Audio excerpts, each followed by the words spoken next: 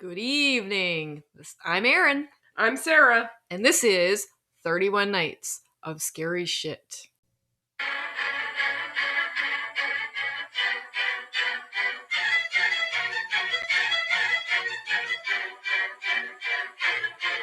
Probably start. We should, indeed. All right. Indubitably. So, you should start talking. Right now? Yeah. Oh, you were filming all that? Like 5 seconds ago. It's not. I can cut it out. Yeah, you probably should. Okay.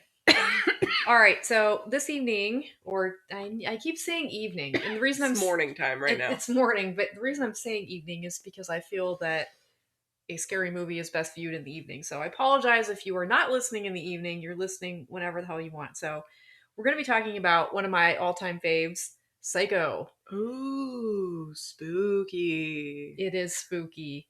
You are right. So, And that's why the theme was that music. And that's why the theme is that music. Yes, that is the very unsettling score by a man named Bernard Herrmann, who did the musical score for Psycho. Ooh, 2 first names. Interesting. Yes.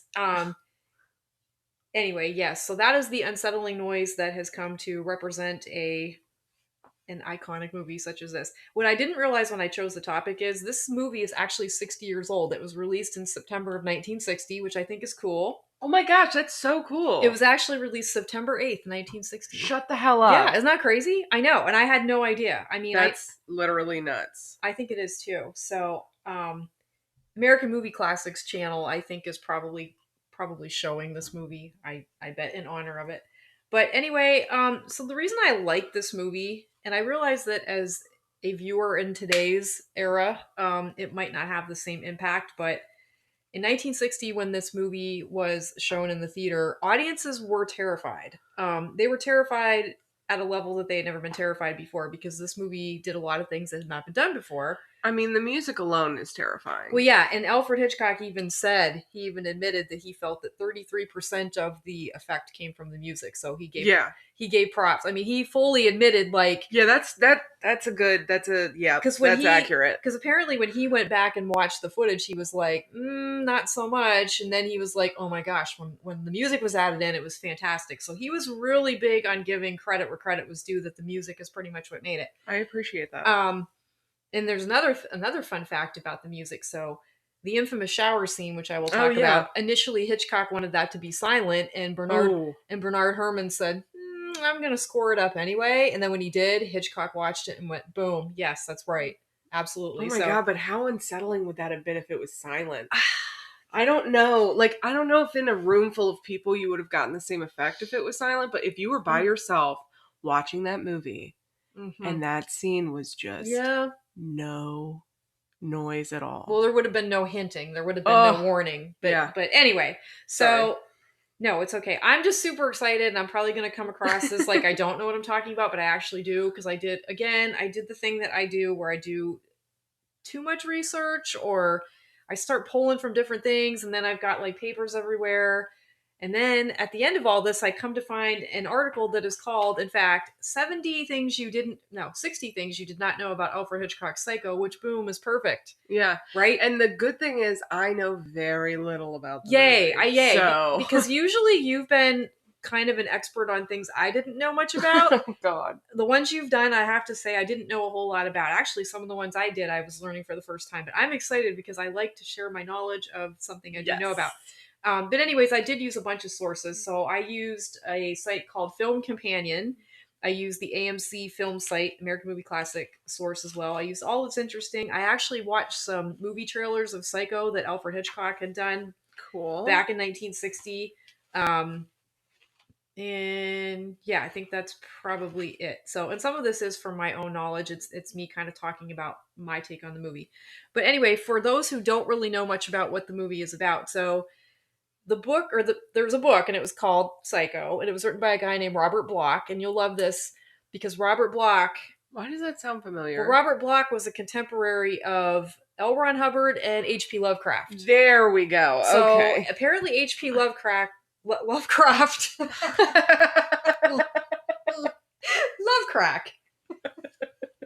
H.P. Sorry, didn't mean to. H.P. Lovecraft. Craft. Anyway. There's a... on the end of But that. I know how much you really like H.P. Lovecraft, and Robert Bloch was like a protege of him. So, Yeah. and Robert Bloch apparently, in his own right, was quite the writer. He wrote a lot of stories. He had a radio show, which was like the original Yeah. podcast, right? Yeah. So Well, yeah. Yeah. kind of. And but anyways, that's why you might know that. So he wrote this novel, and the novel was about a middle-aged man named Norman Bates, and Norman Bates had what you would call an unhealthy relationship with his mother. Which is just never a good thing. It's never It a good never thing. ends well when a son is really, really attached to his mother. No. And I will tell you, I have not actually read the novel, but I did skim, and I will say from what I saw, the movie follows pretty much to a T with some minor changes. So, um, Norman Bates can't handle when his mother dies, and he just pretty much, I guess his personality splits. Essentially, he's himself, but he's also his mother. He wants to keep his mother alive, and that's in fact what he tries to do. He saves her corpse. Okay, I'm on the thought train, but I have a feeling if I'm about to say what I'm going to say, it's going to give away what you're going to talk about later. Possibly. But Okay, anyway, so I'll keep it to myself. yes. So, anyways, the novel then, I erroneously thought that Robert Bloch had intentionally modeled the novel after Ed Gein. Okay, that's what I was going to say. But here's what apparently Robert Bloch said about this. So Robert Bloch did live like 35 miles away from Ed Gein Okay, so he had to have in heard Wisconsin. about him. However, he said, yeah, after I wrote the novel, I went, okay, yeah, I guess I could see the similarities. But Norman Bates does not do the same type of heinousness that Ed Gein. I'll talk about Ed Gein. Norman Bates is not like making a mother suit. Okay, God, he's not doing that. So gross. That's not what he does. Norman Bates is not collecting body parts. That's not what happens. He kills one person. Okay, Yeah. not to minimize the fact that he kills somebody, but he's not really Ed Gein. But the unhealthy mother relationship, the isolation, that kind of the psychology of it all. Yeah, you could draw the comparison. But I will talk a bit about Ed Gein. So, anyways, yes, it's based on the novel, and Alfred Hitchcock bought up the rights to the novel, and he also bought the rights to the cover of the novel, so then he could use that for the movie logo. Oh, that's cool. Yeah. So, and you know what else he did? He was amazing. I know some people think Hitchcock was nuts, and in some ways he probably was, but I mean, this man was he was a genius. So he bought up as many copies of the book as he possibly could because he didn't want anyone knowing what was going to happen in the movie. So he was just like crazy about keeping this movie secret. Okay. Oh, so if you wow. hadn't read the book, which I'm not sure a lot of people had at the time, I don't know, like he was like determined no one's going to find out what's happening. So I'll talk about the movie as opposed to the book. So Norman Bates in the movie is a much more aesthetically pleasing Norman Bates. So Robert Bloch agreed with Hitchcock when he said, okay, you should cast somebody younger, more attractive, because they're going to suspect a bad guy who's unattractive and kind of creepy. So Anthony Perkins was chosen. Anthony Perkins wasn't all that well known yet. This movie kind of made him a star, but he was young and handsome, and he looked kind of like, innocuous. He looked innocent. Yeah, I would go with innocuous. Yeah. Janet Leigh, who was Jamie Lee Curtis's mother, and was married to Tony Curtis, who was a big actor at the time. She plays Marion. She plays Marion Crane. Okay, wait a second. That's just mind blowing. I had no idea that was Jamie Lee Curtis's mom. No, see, I told you I didn't know much of anything about this movie. This is even more exciting. Oh my god, that's so cool. Okay, yeah, I'm about this. All right. So yeah, Jamie Lee Curtis is Janet Leigh's daughter, but Janet Leigh at the time was not really a well-known actress either, and I'll explain in a moment why he's picking these sort of unknown actors. But she plays Marion Crane, and the small change is that in the novel she was Mary Crane, but they found two real people named Mary Crane that actually lived in Phoenix where it's set, so they decided, no, we have to change the name, so they named her Marion. Vera Miles is playing Lila Loomis, who was Marion's sister. Vera Miles is still alive. She's 91 years old. Hell yeah, girl. She's 91 years old. Yeah. She's been married to quite a few Hollywood people. One of her husbands played Tarzan. Yes. Yes. Did you just say Tarzan? Tarzan. What am I supposed to say? Tarzan? It just sounded funny to me. Tarzan. It's like saying Goodman. Hello, Goodman. Tarzan. When I talk fast, it happens. I know. Okay. It's okay. I say weird things because I'm from Pennsylvania. Remember we talked about that? Oh, yeah. We say weird things when we talk fast. Anyway, so, and then there is this very, very handsome actor named John Gavin who plays Marion's boyfriend, Sam. Total eye candy if you haven't watched the I've movie. not seen that. He's probably one of the most handsome Give actors me to that ever name live. again. His name is John Gavin. He was like 6'3" and tall, dark, and handsome. I mean, Yeah, I'll take that. even the ladies of today would probably be like, "Yeah, man, that's a fine looking man." And then there's a Yep. character in the Yep. He's an attractive man. yeah in the first scene he's shirtless, and it's Yep. just like yes, Yep. I'd be all right with that yeah. happening. Anyways, he's the boyfriend, and then Martin Balsam, an actor at that time that actually was in a lot of things. He plays a private investigator in the movies named Arbogast, and I really like him. Unfortunately, spoiler alert, he doesn't make it. And Oh god. and you know how you watch something and you're like, you know what's going to happen, but each time you hope it doesn't. And you're like, oh, I hope Arbogast makes it this time, and he doesn't like fall down the stairs after he's stabbed. And but no, He it's falls down the stairs after he's stabbed. well, That's terrible. as he's being stabbed, he kind of like it's a thing. He falls down the stairs. But anyway, so Hitchcock had to make this on a budget, and I think part of this, I may be wrong, is that no one wanted to touch this movie. It was touching on way too many taboos. It was touching on, first of all, the weird sort of incestuous relationship, at least it's implied, between Norman and his mother. It's touching on mental illness, which was not really not dealt with well in society at the time, let alone dealt with in a movie. So Norman essentially had a split personality, and that wasn't really something that audiences were used to seeing in a film. So filming it on a budget, he used these lesser known actors. He used his as the film crew. He had a show called Alfred Hitchcock Presents. He used those same people to do the movie. Oh, smart. So that saved him some money. He had something like $800,000, which in Hollywood is nothing. That's a nothing budget. He put up a lot of his own money. He filmed it in black and white.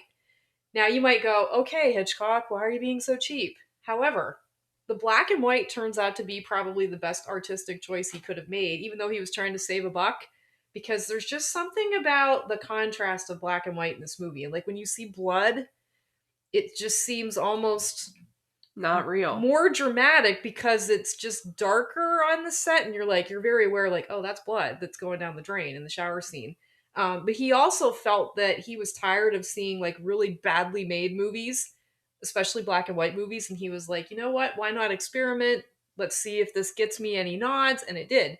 So That's cool. It was nominated for 4 awards. It didn't win any of them, but it was nominated for best black and white art direction, which I didn't know they separated it at that time. But black and white art direction, black and white cinematography. He was nominated for best director. He did not win.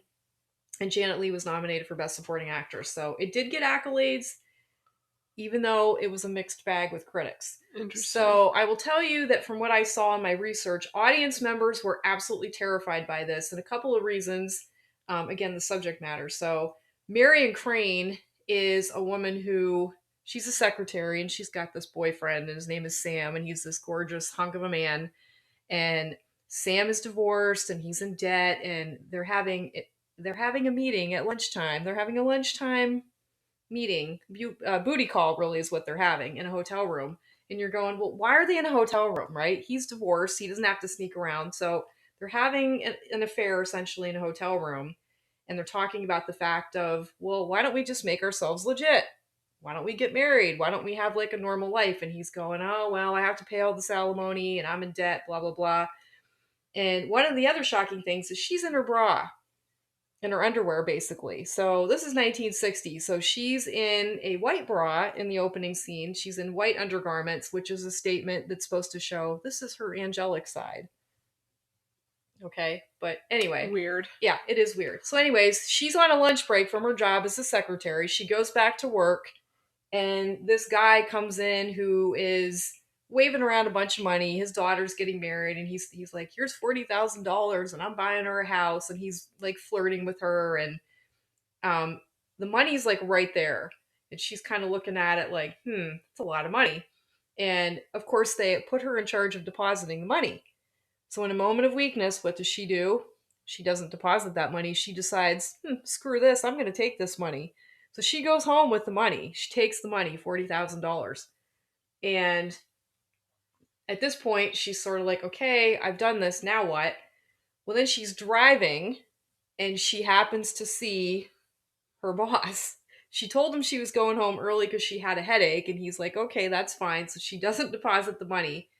And then sometime later, she's driving, she sees her boss, and all of a sudden, he's like, he gives her this really weird look, and you see her very paranoid. She keeps looking in the mirror, keeps looking in the mirror. It's very dramatic. And she's like, well, shit, I did it now. I took the money. So she decides, I better get out of town. I better leave town.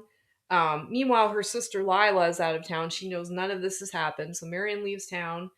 And unfortunately, she happens by the Bates Motel, which is this rundown looking. I mean, you can tell by looking at it. You're the audience member going, yeah, girl, don't stay there. It just looks bad. There's no one else in the hotel.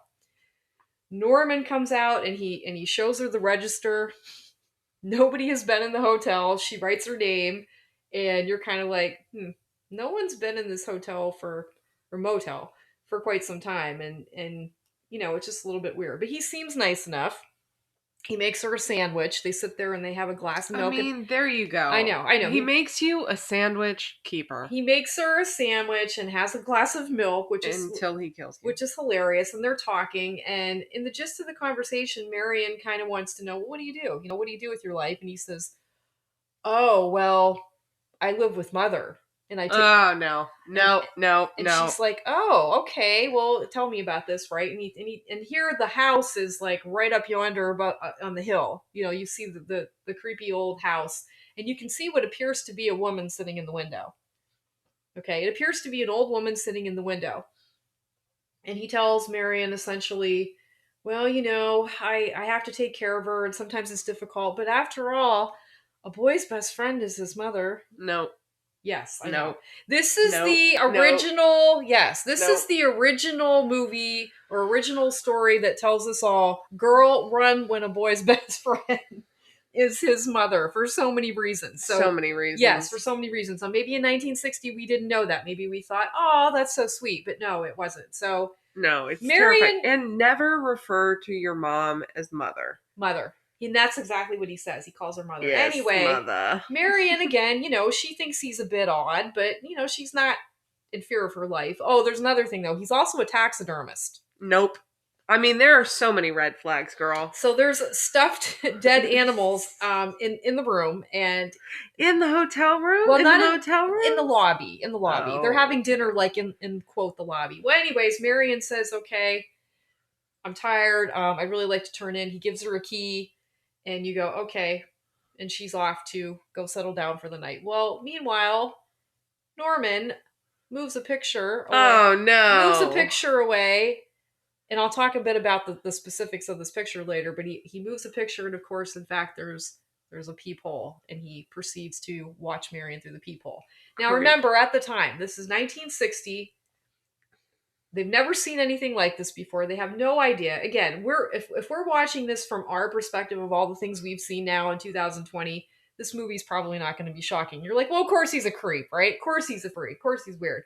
Well, anyways, she undresses, and she gets in the shower, and she's, in the shower, showering away. And what happens, what appears to be an old lady with gray hair wearing a dress comes in and ultimately stabs her while she's in the shower.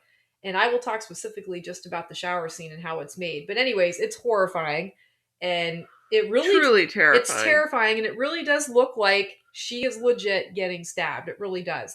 Well, anyways, so the really clever camera work, you really do think that Janet Leigh is in fact naked, and in fact a knife is going into her flesh. It's just beautifully done. And then after it's all said and done, and of course the music is playing that meep, meep, meep, which by the way is the same note being played over and over again on a violin. That's how the effect is achieved. And then you can see the blood going down the drain. And fun fact, the blood was made from chocolate syrup. Yes. Because it showed up better on film. Oh, that's interesting. And it does. It looks like blood. That is true. It does. I've seen the shower scene, on a YouTube clip. And anyways, that shot of her just after she falls, and she takes the shower curtain down with her, and then there's just that image of her lying on the floor with her eye open. Oh no. Her eyes are just open, staring at you into the camera. And anyway, so that's the essential bare bones of what happens with the murder. Well, anyways, Marion's sister, Lila, at some point comes home from being out of town. She's like, where the heck's Marion? She talks to Sam, or Marion's boyfriend. Sam says, I have no idea. I haven't heard from her. They're like, we got to investigate. Where the hell is she? So Norman realizes that Mother has murdered Marion. Oh my God, Mother, what have you done? Oh my gosh, right? So he takes the body, he wraps it up in the shower curtain, he puts it in, he takes Marion's car, and he lowers it into the swamp, and you see the car sinking into the swamp. So he's covering up for his mother, right? His mother's crime. Well, Lila, meanwhile, and Sam make their way to the Bates Motel. Somehow they trace Marion, and of course they question him, and they don't really find a whole lot out. And then they enlist the aid of Arbogast, who is a private detective. Arbogast also makes his way to the hotel and to the home, and Arbogast is promptly murdered by Norman's mother. Arbogast is walking up the stairs, and it looks like Mother's coming at him, and she stabs at him, and he falls down the stairs, and that's the end of him. Which is a really sad movie, or a sad moment in the movie, because I actually really like that character. Anyway, just to kind of speed things forward, so once Sam and Lila do have their final showdown with uh, Norman Bates's mother, they realize that Norman Bates is in fact both himself and he's also his mother. So what he's been doing is he's been dressing up like his mother because his personality now has almost completely split, and essentially that's how he's living his life, as his mother. In fact, what he did, we find out, is when his mother died, he actually No. dug up her body, her decomposing body, Please no. dressed it up, made it appear that she was still alive. False. So she is now just a skeleton that he props in the window, to make it look like she seemed alive. Now here's the other thing. There's a hinting that perhaps Norman's mother was also herself Looney Tunes, and she had a lover that like broke up with her, and supposedly she poisoned her lover. So the body that was actually buried, that everybody in fact thought was Norman's mother, was the dead body of Norman's mother's boyfriend. So there was actually a body buried, but it's not hers. It was the dead boyfriend that she poisoned, and that's who's actually in the ground. Oh my So God. yeah. So here's where that whole kind of like Ed Gein comparison comes in, that Ed Gein could not take the fact that his mother died. He tried to keep her alive, except that Ed Gein was trying to make a mother suit, which Norman did not do. But Norman essentially kept his mother alive by becoming her. So once this is discovered, Norman, of course, is admitted into a mental institution. And at the end, the psychiatrist explains that Norman had an unhealthy relationship with his mother. His mother made him feel smothered, and that it was unnatural and dirty to have sexual thoughts about women. So when he saw Marion Crane, it triggered this lust, this sort of, desire for her. And that's when his mother came out and took over and decided, no, I must kill her because she's evil and she's dirty. And that's ultimately why Marion ended up getting killed. So, and then the scene at the end is Norman is sitting there, and inside his brain, you can hear his mother's voice, and his mother is saying, no one's ever gonna suspect me. And there's a fly that's buzzing around, and her line is, I wouldn't even harm this fly. And it's just so creepy. It's just so creepy. But it just shows like what's going on internally. So again, that was a movie that was just absolutely shocking. Because no one knew. They didn't, like, if we were watching it today, we probably would have gone, okay, I think I might see what's happening here. But they were just shocked that the identity of the killer was actually Norman Bates as his mother. And Hitchcock played this up too, because he even went as far as to spread rumors that he was going to cast certain actresses to play Mother. Oh. Yeah, he was just so good at getting people interested in this movie. So Helen Hayes was an actress at the time. She would have been an older woman. So he put a rumor out there saying, oh, Helen Hayes is being considered for the part. So, and then, okay, so to get everybody interested, he made these trailers, right? Mhm. And of course, he's appearing in the trailers. And the official one was over 6 minutes long, which is unheard of. Wow. What's a movie trailer now? Minute and a half at the most. And then, and this is also brilliant, he makes this gimmick so that anybody who goes to the theater is expected to be there on time. So like if you're a minute late, you're denied. And at every theater where the movie is premiering, there's a cardboard cutout of him and there's a message that says, absolutely no one will be admitted who is late. You must enjoy Psycho from beginning to end. That's the only way to watch it. And then don't tell your friends. Don't tell your friends what the ending is. So people buy into this. You know, they buy into it and they do it. So his campaign to get people interested was absolutely brilliant. Um, Smart. Definitely worked. Now here's what I want to say about this. So I saw this movie for the first time when I was probably, I'm going to say 8. Wow. And you're wondering what was 8-year-old Aaron doing watching Psycho, right? You're With probably your wondering. parents, right? Well, I'm going to say they had to have been home because, I was 8 and oh my God, Aaron. and my sister was probably like 1. So I don't imagine Oh my God. I don't imagine we were like hanging out. But here's what I think happened. You were just hanging out. Yeah. Here's what I think It happened. was a simpler time. Yeah, it was a simpler time. I feel like it was probably on in the backdrop, like in the background. Like mom's probably doing something, right? Psycho's probably playing on the TV. Dad might not have been there. I don't know. Why is Psycho just casually playing on your TV? Because here's the thing about parents of that generation, in case you didn't know. Let me tell you. So this is, I feel my parents thought this, that anything made in their era was ultimately, it was okay. It was good. It would, they don't need to censor or ban anything made in 1960 when they were young. It was fine. It was good. Nothing could possibly be wrong, right? Wow. And I'm going to tell you, I mean, if you ask other people of my age group, I won't say what it is, I feel like parents just sort of, I know my parents had that attitude, especially my father, like, well, of course it's fine. It was made when I was a youngster. It's fine. It's okay.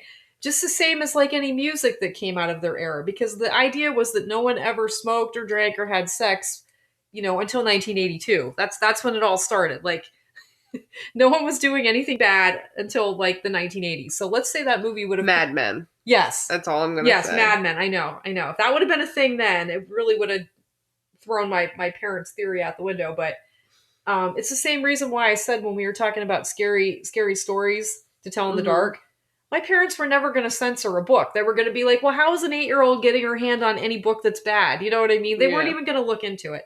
But anyways, I saw it when I was probably 8. And what I do remember is I didn't understand it, of course. And all I could remember was scary Norman's mother. I just was like, that old lady that was killing people. I didn't understand that ultimately that was the same person. All I could think of was the old lady. And, when she's at the top of the stairs and she's stabbing at somebody. And then at the end, when they go down to the basement and they turn the chair around very, very slowly and you see it's a skeleton.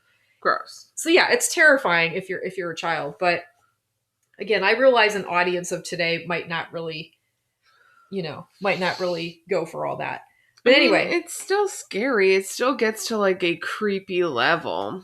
Well, it does. I mean, it's necrophilia. Yeah. It's necrophilia. And again, when we talk about the whole Ed Gein situation, Norman Bates, while he might not have done the things that Ed Gein did in terms of saving body parts and making lampshades and making utensils and all of that, so creepy. Still the same idea of like not being able to deal with a mother dying, not being able to cope properly with the opposite sex, being told that women are evil and they're dirty and sex is wrong and all that. So yeah, psychologically they endured the same kind of thing. But I do want to say, so Ed Gein, you probably know this because you probably know about Ed Gein. So he was, of course, the influence for Buffalo Bill and Silence of the Lambs. He also was, of course, the influence for Leatherface and Texas Chainsaw Massacre. And then there's a movie I've never heard of. It's called Deranged. And that was made in 1974. And that was basically a deranged farmer who was running around killing people. So apparently he was an inspiration for that. That's cool. But when I read up on Ed Gein, and I want to say felt sorry for him. I'm treading lightly. I know exactly where you're going. I just envisioned this man, because it's quite a long time before he does any killing, I think. Like his mom dies in 1945, and then he's isolated, he's living on the farm. Now they believe he probably killed his brother. Yeah, but it's unconfirmed. It's unconfirmed. They think that he may have, the brother. And really, at this point, who the fuck cares? Yeah. You know what I mean? So they think that he may have killed his brother. We don't know for sure. It was one of those, he probably did, but we don't have enough evidence. Yeah. Whatever. But I just imagine that really sad, lonely life of him living alone in that home. He essentially boards up every room that she ever existed in. He moves into this room off of the kitchen. And when you see the pictures of the house, I mean, it's an episode of Hoarders, Yeah. and that's not a life to live. So, and then he started looking at, what did they say, Nazi cannibal, what were they, magazines or books, Yeah. or that kind of thing. It was like smutty sci-fi murder gore stuff. Yeah. And then there's the part of him that, I hate to say it, he has this interest in anatomy, so to speak. So Ugh. had he only just channeled those interests in a better way? But like, I just feel How do you channel interest in body parts? I don't know. I know. I guess you become a coroner or I guess, but still, then you just have a lot of them readily available. Yeah. The interesting thing to me about the whole Ed Gein thing is he only killed like 2 people. Right. It was Warden. Her name was it Mary? Yeah, and they were older women that were like his mother. Right. Yeah. But he mostly was a body snatcher. Right. Yeah. And he would like make weird shit with their body parts and all that stuff. It's just fascinating because he didn't actually kill many people, but he's still unsettling because he's like a body snatcher. Yeah, absolutely. Oh, and then he would wear the suit and dance in the moonlight. Yes. And like sing. He's a very creepy dude. Yeah, I mean, and again, I don't want to say I feel sorry for him, but he was definitely extremely mentally ill. He had a lot of problems. Yeah. Like his mom was not helpful. No, it sounds like she was terrible. She was ultimately horrible. She would like make him memorize passages from the Bible, which in and of itself is innocuous. But he would have to kneel on boards with nails on them. Yes. Like it was like she would make him do things that like I feel like parents of that time would do. Mm-hmm. But then she would like take it a whole nother level by like harming him while he did it. So then it twisted his brain. It just twisted his brain. Yeah, I mean, anytime you're going to present to a child that it's unhealthy to have normal feelings that any other person would have, such as love, lust, and all that, you're going to do damage. But yeah, I mean, the fact that he killed, I hate to say only 2 women, but so when they went to the home looking for Bernice Warden, because I think it was her son. It was her son who was a deputy, and he was like, "Okay, I'm pretty." Was she the one that owned the shop? She owned the store, and Ed Gein supposedly had gone in there and told her, "I'm going to come back tomorrow for some antifreeze." So somehow they get a hold of the fact that the last sale was in fact antifreeze. So they go to his house, not expecting to find, 9 women's genitalia. Horror show. How that's even a thing. Literally just the worst house. Skulls impaled on bedposts. Followed closely by Jeffrey Dahmer's apartment. Yeah. Like those 2 were tied for horror shows. Well, here's what really got me. There was a pair of lips being used as a window drawstring. What the? How? Oh, like the little like. Oh God! No, let's not try to construct it. No, but it's yeah. When I read the list, I was writing down the list, and I'm going, no, this is insane. I'm like writing a list as if like I have things to do for the day, like a grocery list. Yeah, and I'm like 9 women's genitalia. I'm like, no, that's enough.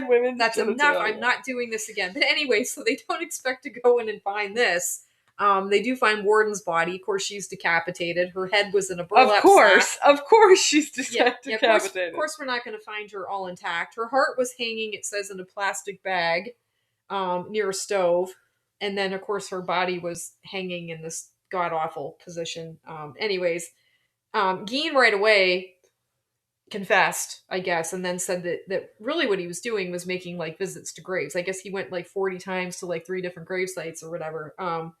Yeah, I mean, I don't know. Yeah, I don't, like I said, Norman, yeah, there's a bit of a comparison, but now that you told me the whole story, I'm like, that's vaguely similar. Vaguely. So I was erroneously believing this whole time that Robert Bloch, in fact, intentionally was like, yes, there's this Ed Gein guy, but no, that's not even. Wow, that's like, it's like you could see it would be like vaguely inspired by. Right.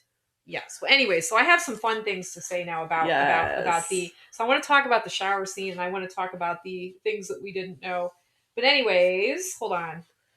shuffling through about 18 I million am. pages of research because Erin is a thorough researcher. Okay, so here's what happens. Okay, I'm She's like shaking with excitement, like yeah. she's been like humming this whole time because she loves Psycho. I do. The good news is that because I have all of these papers and all of these sources, is that I've cross checked my facts, which is what a good researcher should do. I'm happy for you. You should, you shouldn't just go with your first thing and go, yes, this of course it's all got to be true. You need to fact check. But then I get out of control and I have too many papers. So, anyways, the shower scene. There's an actual documentary just about the shower scene alone, because the shower scene was 78 shots. I don't know. I mean, as a person who doesn't really know anything about filming, and I don't, but it was 78 shots for this one scene that was like 3 minutes long, and then 54 edits. So they made a Holy crap. So here's some interesting things about the shower scene. So, like I said, it looks like it's Janet Leigh, and it looks like it's Janet Leigh's naked body, and in fact, it's not. It's a Playboy model named Marley Renfro, who only received $500 for being Janet Leigh's body double. So it's not actually Janet Leigh naked in that shower. There are shots of Janet Leigh's head. So what they were doing is they would use different cameras and get all these different angles.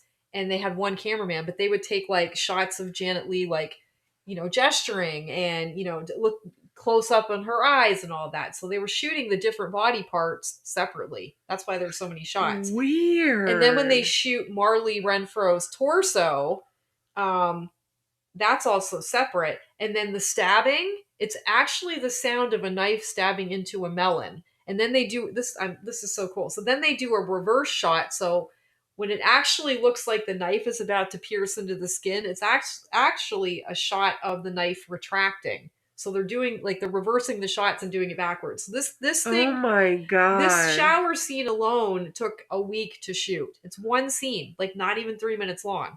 And Janet Leigh, I think, was under contract to do something else, and she had 3 weeks. She had 3 weeks to do this movie, but the shower scene took a week. So imagine this. He also did something that I don't know that other people were doing. He liked to film mostly inside on movable sets, so he had walls that would come off on the set, so you could get in really close. And anywhere you wanted to get close on the body, you were able to do it because the walls were removed. So yeah, that's why the scene looks so authentic and so legit. Um, Here's another interesting fact. So I told you about the blood. It was chocolate, right? It was chocolate syrup. So when Janet Leigh is dead and you see the close up of her eyes, apparently some ophthalmologists contacted Hitchcock and said, "Hey, just so you know, if you want to achieve the undilated effect of a dead person, put belladonna drops in the eyes afterwards," because the ophthalmologists were like, "No, wait a minute, she's dead and her eyes still look like they're dilated." And he was like, "Oh, okay." So then he did that moving forward with the rest of his movies. So, isn't belladonna like a poison? I thought it was. Maybe in small quantities it doesn't do that. Yeah, I don't know. I'm just reporting what I was told. That's crazy. So you would put drops in and then it would make your eyes look. Oh god. Yeah, and he did that then. Apparently, I don't know what movie that would have been for because he made lots of movies after this too. Anyway, so here's where it also I found some other interesting things. You're gonna like some of these, I think. This I think you will. So I mentioned before that it was on a budget. He intentionally used lesser known actors. Boom. Okay. I mentioned about the white bra. Yeah. So again, It seemed like a very specific reason. So Hitchcock intentionally wanted her to appear more angelic at the beginning. After she takes the money, not that she was an angel. She took the money? After she took the money. No. After she takes the money, the $40,000, when she's he wanted to like make her seem like it was like she was innocently making a mistake. No, I said it wrong. So before she takes the money in the hotel, she's in the hotel room with Sam. She's wearing white undergarments. But after she steals the money, when she's packing, she's in a black bra and underwear to show that she's like gone to the dark side a bit. And he did this intentionally. But, so having a weird rendezvous with your boyfriend in a hotel, perfectly angelic, stealing money from your boss who's kind of a dick. It's a different time. You're bad girl. It's a different time. Anyways. Clearly. Oh, okay.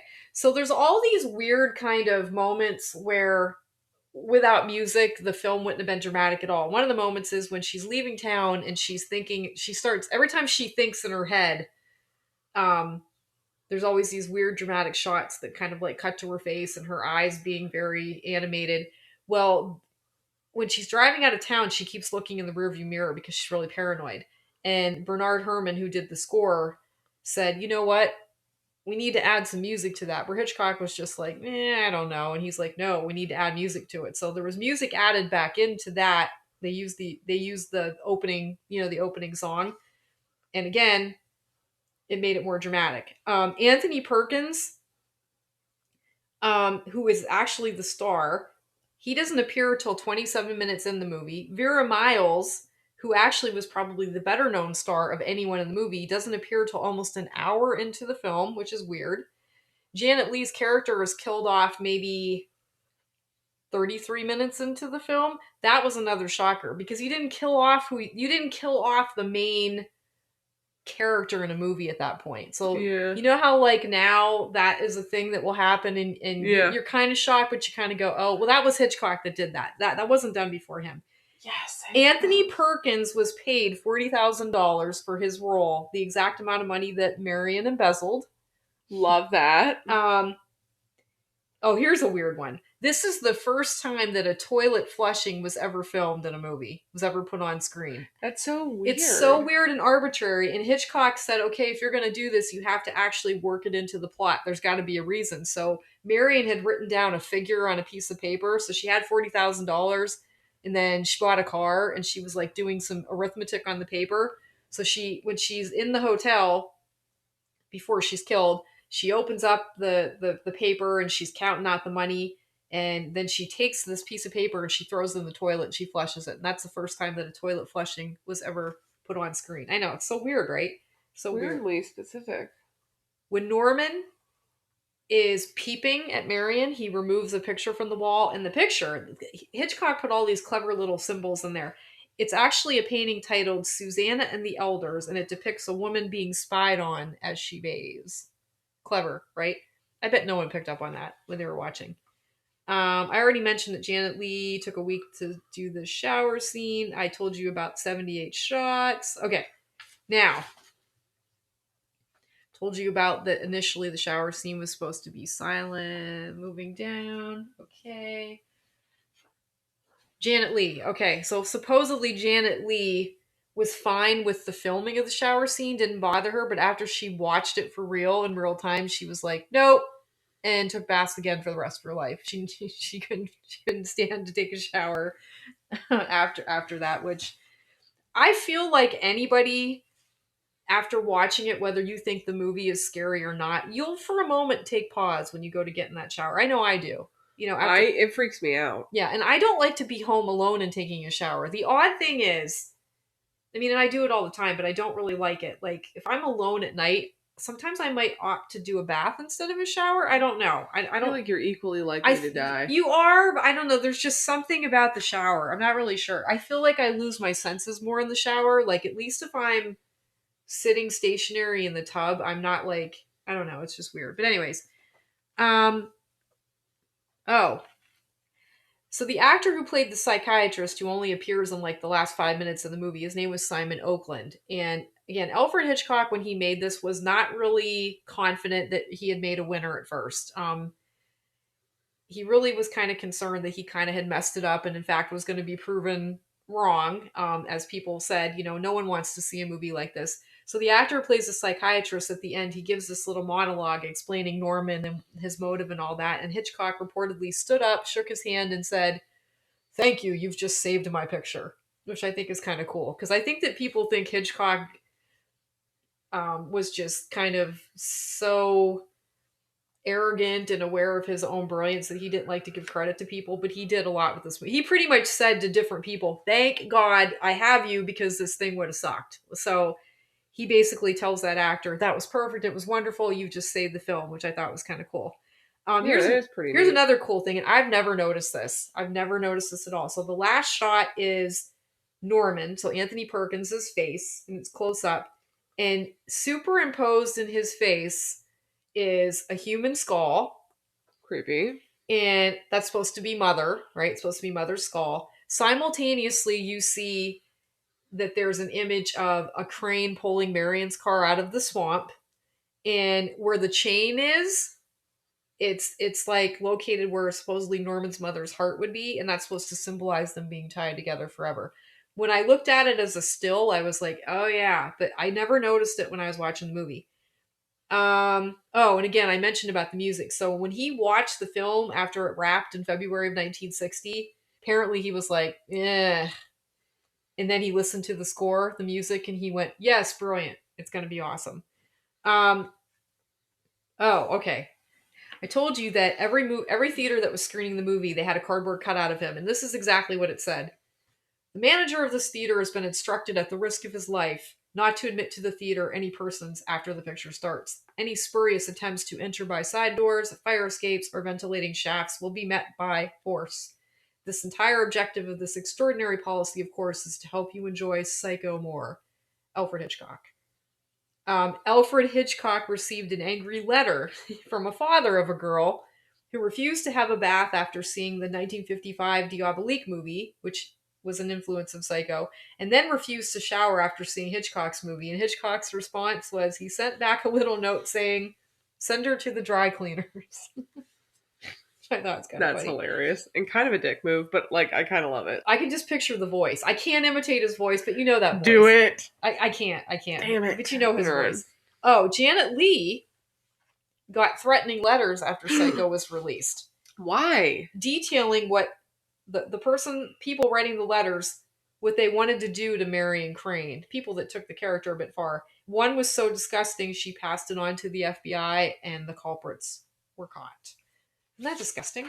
Ew, can't imagine. Oh god. I know. Why are people so I don't gross? know. Wait, I know I have a few more of these because there's something about her. Oh, this is kind of sad.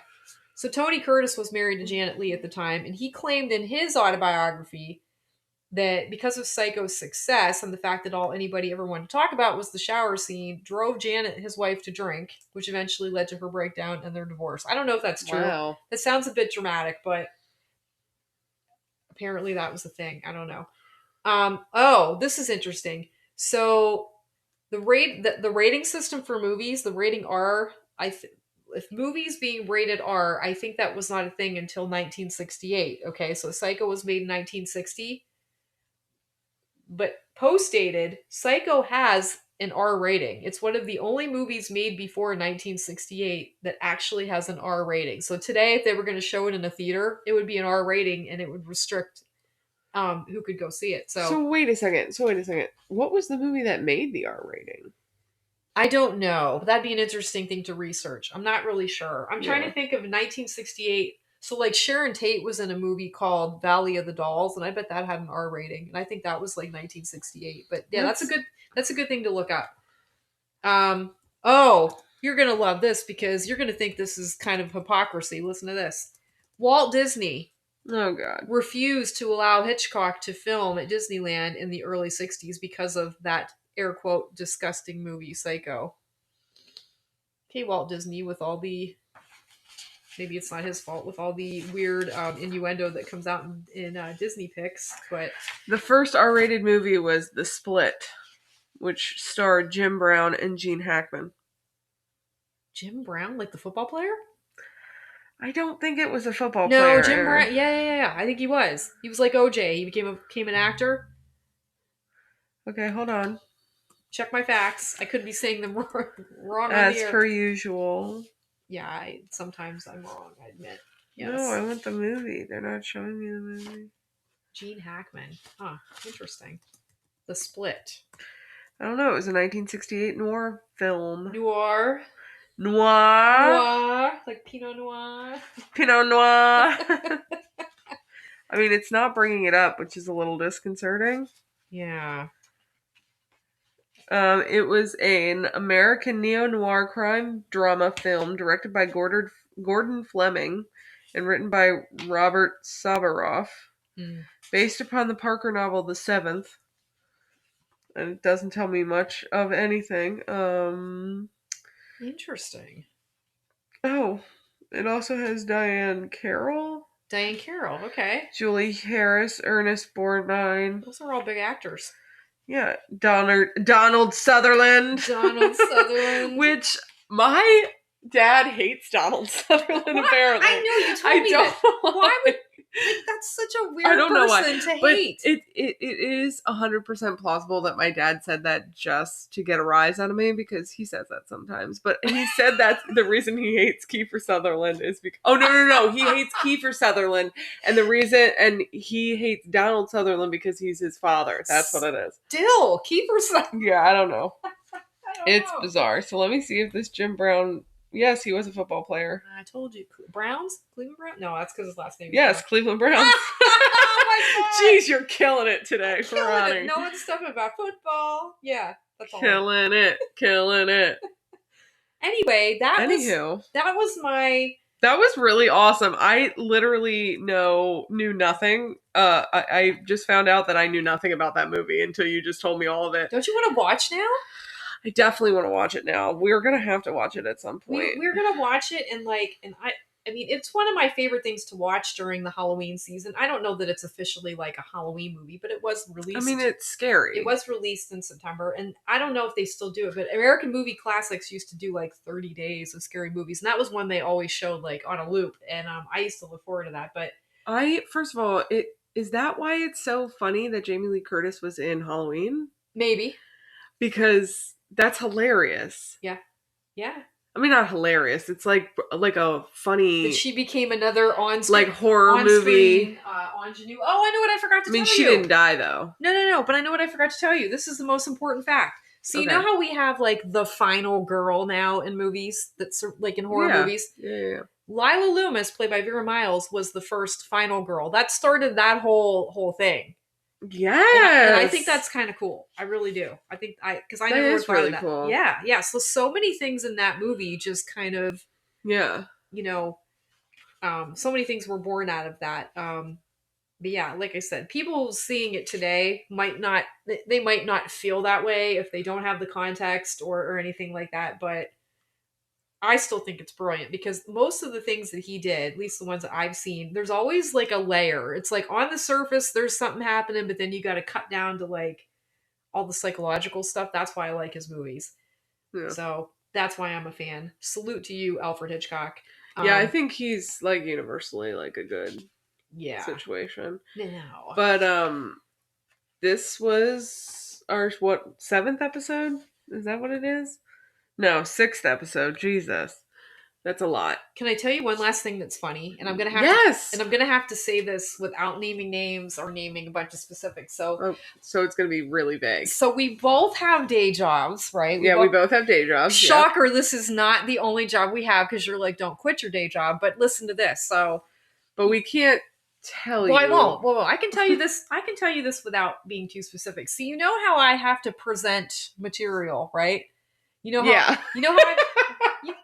anyone who's listening who knows us is like, guys, you're not doing a good job. Okay. All I'm going to say is during this age right now of COVID where we're kind of presenting a lot digitally and we're Zooming and doing all those things, we're having digital meetings in which one must present material that is appropriate, right? It's a lot of team meetings. A lot of team meetings. So you know how sometimes you've got different screens going, you've got different tabs open, and you're like, okay. Because you're also multitasking. You're multitasking. So I happen to be multitasking. Oh, God. And I had various tabs open. So one of my tabs... tabs. One of my tabs was intended for my audience of which I needed to present, which was, the appropriate good material. Another one of my tabs was research that I was doing for this podcast. So inadvertently... Oh, no. What I almost did, thank God for the lag, because there's I found out there's like a 3-second lag sometimes. So inadvertently, I almost presented the screen that said... And I quote, what my viewers almost would have seen was this article with the title. Viewers would have seen. With the title... Hold on. I like to murder children? No, is that what it is? It's called... It was about Ed Gein. Hold on. Oh, God. First of all, that is not the person to pop up. Okay. So I almost presented on my screen, on my slides, almost accidentally, the story of Ed Gein, the killer who used human body parts in strange ways. So can I just tell you that thank God in the nick of time, that's not what came across the screen to my audience, because they would have been like, I don't know. I don't know what would have happened, but I don't think it would have been good. Let's put it that way. Was it the most senior of executives in the building? No. No, was it the entry level? Entry level? Entry level meetings? Yes. Oh God, that would have been horrible. Yes. Oh God. Let's put it this way: there would have been some emails received and exchanged, and probably there would have been a call for me to attend a said conversation about my material that I was presenting. So yeah. Yes. Sorry we're being vague. We're being vague intentionally because we have to be, but obviously it doesn't take a rocket scientist. Yes, but obviously the gist of the joke is it would not have been a good thing for anyone to see that I was multitasking and researching about Ed Gein during my day job. Yeah, just imagine you at your job if your boss just saw that. They'd be like, well, we need to talk. Well, it wouldn't be the first time that you or I had been seen with, needless to say, we've had lots of commentary about our research. Some odd material. So anyway, thanks for listening, guys. If you have any stories you want to share with us, or I don't know, funny things, I don't know, if you just want to talk in this world of COVID when you may not be seeing all of your friends all the time, if you just need to chat, that just sounded like a self-help book. Email us. That's our next podcast. Yes, that's our next podcast. Scary shit helps you. Email us at 31nightsofscaryshit@gmail.com. The 31 is like the number 31. Don't like write out 31 like those 31 bags. Yes. But yeah, we're looking forward to the next episode. Which is which is, are we gonna say it? Yeah, let's say it. It's the Scary Stories episode where we tell the stories. Yeah. So we're real jazzed about that. And Aaron, take us out, friend. All right. Thank you for tuning in, and stay spooky, my friends. Bye.